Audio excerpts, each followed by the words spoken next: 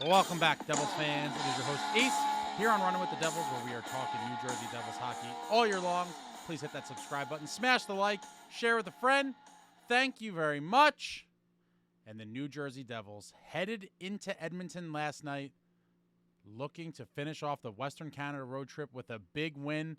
And did the New Jersey Devils do just that, defeating the Oilers by a score of 3-0.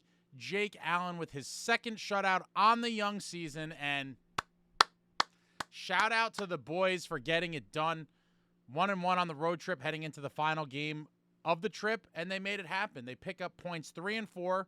They go 2-1 on the 3-game road trip, and they were right there in that Calgary game as well. It's unfortunate that in the last 5 minutes it all fell apart, and they could have went 3-0 on this trip. But overall, the trip was a success. Winning 2 of the 3, very close Calgary game. And the New Jersey Devils don't look now. And again, it's still very early in the season, but your New Jersey Devils have won 3 of their last 4 games. They beat the Ducks at home 6-2 before going on this road trip. Started off the trip in Vancouver with a big 6-0 win over the Canucks before losing 3-0 against Calgary, which the score is really not indicative of how close the game was. I mean, it was 0-0 with about 5 minutes and change left before Calgary got one, and then they got another one, and they added a third on the empty net. And then last night, beating the Oilers 3-0, the Devils have won 3 of their last 4, and if we really look at just this road trip specifically, 175 minutes or so of shutout hockey. I mean, we were 5 minutes away in that Calgary game from 3 consecutive shutouts. The Devils are starting to turn this thing around slowly but surely. I said earlier on in the season, it's going to take some time. A lot of new players on the roster, a new head coach in Sheldon Keefe, a new system, and it seems like now through 15 games, this team is slowly starting to find their way, and this road trip was a success. It was a success. Let's get to the scoring real quick. On the first period at 5:18, Stefan Noesen doing Stefan Noesen things. What an amazing acquisition this was by Tom Fitzgerald. Cotter with the puck down low. He finds Noesen. Noesen lets one rip right past Pickard. The Devils have a 1-0 lead at 5:18 of the first. That is how the first period ended. First period was a little bit of a wild one. I think a lot of good chances both ways. Both the Devils and Oilers missed some empty nets. And it easily could have been a much higher scoring first period, but Naeson's the only one that finds the back of the net. Devils up 1-0 after 1. We go to the second on the power play at 16:34. The captain finds Jesper Bratt. Jesper Bratt had some chances earlier on in the game as well that weren't falling for him. And at 16:34 on the power play, gets one past Pickard, giving the Devils the 2-0 lead. Love to see it. Bratt with his third. He's had some struggles early on with finishing, but he's still producing a lot of points for this Devils club, a lot of assists, and he's registered a point in all but 2 games, I believe, for the Devils this year. Pretty amazing consistency from Jesper Bratt. Devils up 2-0 after 2 periods. We head to the third, and midway through, or roughly midway through at 9:25, the Oilers pressing, trying to get something going. Dawson Mercer just assesses the situation and just flips a puck up. The old little alley-oop play to Timo Meier, who gloves it down, throws it on the ice, comes in, shields the puck a little bit with his body, and goes beautiful forehand right to the backhand. Pickard drops, wide open net. Timo on the backhand deposits it into the empty net. Give me fuel, give me fire, give me that which I desire.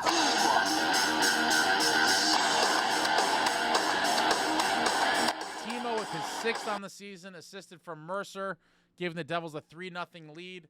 That is how the game ends, and a beautiful finish to the Western Canada road trip. Bookmarking the trip with shutouts with that unfortunate Calgary performance in the middle, but love to see it. They really only truly gave up 2 goals in the 3 total games. I mean, the third one in Calgary was an empty net, but officially beating the goaltender 2 goals in 3 games. You love to see it. I do believe this team is going to be good. I've never wavered from that viewpoint all season. I thought Fitz did a really good job this summer with all the acquisitions he got, and they're starting to pay off. Again, Noesen and Cotter tonight. Just what can you say? They connect for the game-winning goal, the first and only goal the Devils needed to win this game. And the main thing that is exciting to me about this, the main thing about all of this, is when you look back, aside from winning 3 of the last 4 and 2 of 3 on the road trip, the last time the Devils were truly not embarrassed per se, but the last time they weren't really in a game, despite the final score, was 2 weeks ago. The 8-5 loss at home to Tampa, which was absolutely painful to suffer through, and I was there. Ugly loss at home, but that's the last game that they weren't really in, right? I mean, they were out of that game the whole game, and we clawed back towards the end to make the score look more respectable than it was, but they were getting blown out in that game.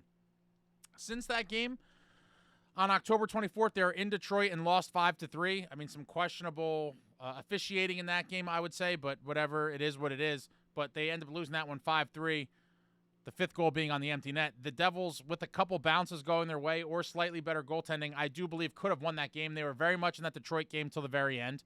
And then the next night at home, they lose 4-3 to the Islanders in overtime. Again, that was a game that they were in till the very end. Obviously, they lost in overtime with slightly better goaltending or a bounce or 2 going their way earlier on. That game was there for the taking. So that's 2 losses that they were very much in the game late. Beating the Ducks, obviously, then beat the Canucks, and then they lost to the Flames. That Flames game, they got scored on with like 5.5 minutes left or whatever it was. Former Devils coming back to haunt us. Kevin Ball just throwing it towards net and Blake Coleman getting the tip. And then we won last night against the Oilers. And so the Devils have not truly been completely outplayed in over 2 weeks. In those losses, they were in those games till the very end. And that's all you want to see. You see that any given night your team is in the game, they're in the game late, they're not getting steamrolled, and we haven't seen it in over 2 weeks now. Very encouraging, things in my opinion. We look at the game stats in this one. Devils with 16 shots on goal. I mean, oof. You'd like to see those shots way up. Most nights, mustering 16 shots in a game is not going to be enough to get it done, but the Devils found the back of the net 3 times on those 16 shots tonight, so it was good enough for tonight, but hopefully we see a little bit more offense in the way of shots generated during a game. Oilers with 31 shots. Face-offs very close. Devils 51.1% to the Oilers 48.9%. And another rare night where the special teams for the New Jersey Devils were perfect, going 1 for 1 on the power play. Oilers go 0 for 1 on their power play, meaning the PK was perfect, killing off the 1 penalty. Love to see special teams firing, and they got the job done tonight. Scored on the 1 power play and killed off the only penalty kill they had to face. Devils out hitting the Oilers 19-5. Would like to see those hits more in the mid-20s, mid-high 20s, but 19-5, nice margin there for the Devils. Devils 14 block shots, Oilers with 9 block shots. Devils with 12 giveaways, Oilers with 19 giveaways. Devils with 5 takeaways, and the Oilers with 7 takeaways. Overall, a very good night. The game wasn't the prettiest at times. It was a little sloppy, and the Devils got pinned in their own end from time to time. Oilers have a lot of skill up front, even without Connor McDavid. Devils got a little bit of a break.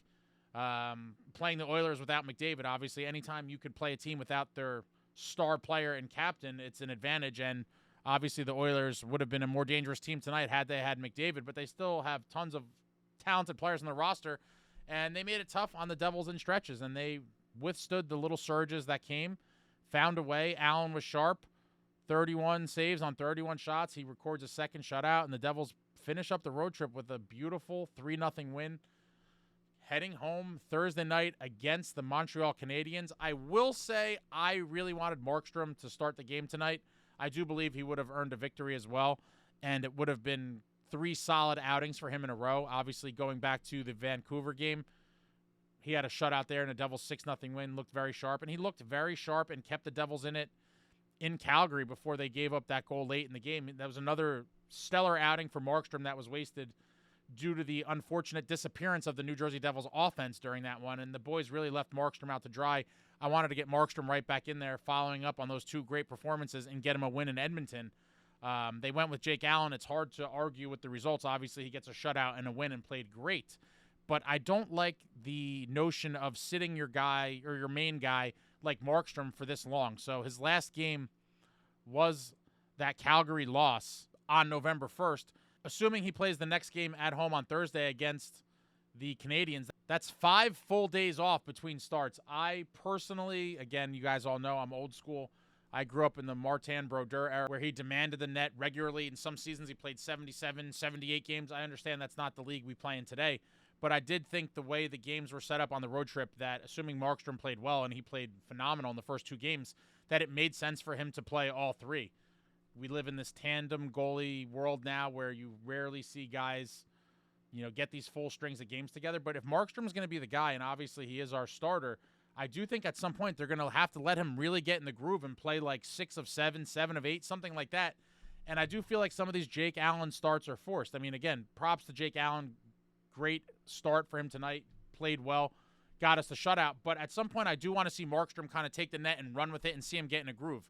I hope in the next start from him we don't see any rust, because I do think 5 full days off in between starts for your starting guy and your number one is a lot. And so we'll see how that plays out. But I do think Allen's going to end up with a good amount of starts on the season, and that's all part of this load management, analytics world we live in. Don't get me started on that. My thoughts on that are well documented. That's a topic for another day.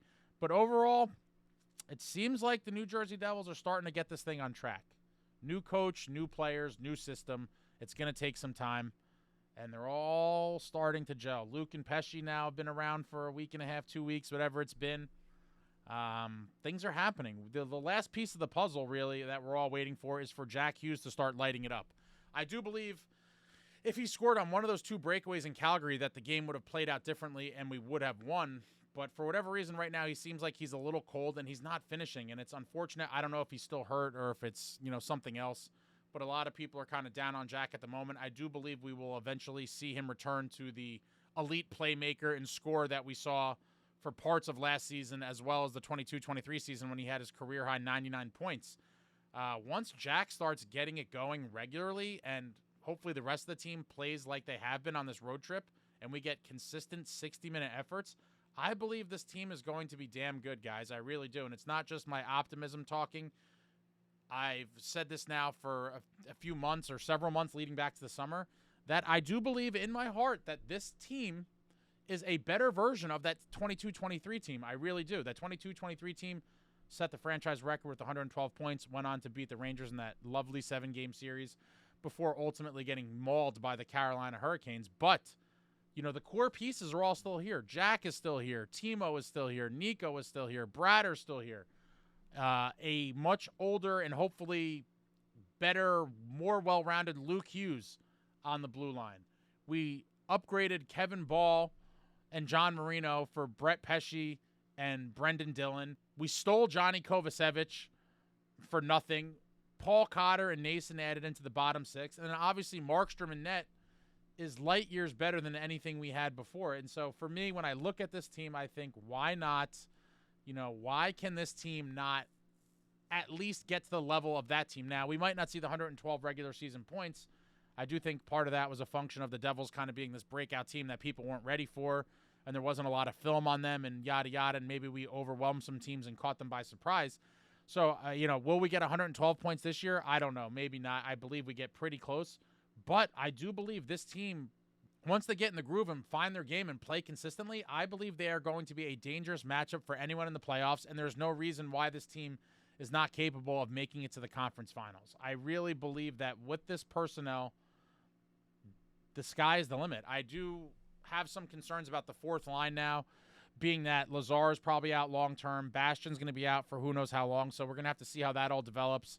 As of now, Dowling looks like he's going to be the fourth-line center for the time being, with Tatar on a wing and potentially Curtis McDermott on the other in some games. You guys all know how I feel about Curtis McDermott. I do believe he puts the fear of God into the other team, and we even saw it in the Oilers game last night. There was a play where the puck was kind of going to the corner, and a defenseman, him and McDermott were kind of even, but the guy had a step or two on McDermott, and McDermott hustled there, and the guy shied away. Like, teams play differently when McDermott is on the ice or on the bench. They know that he's there.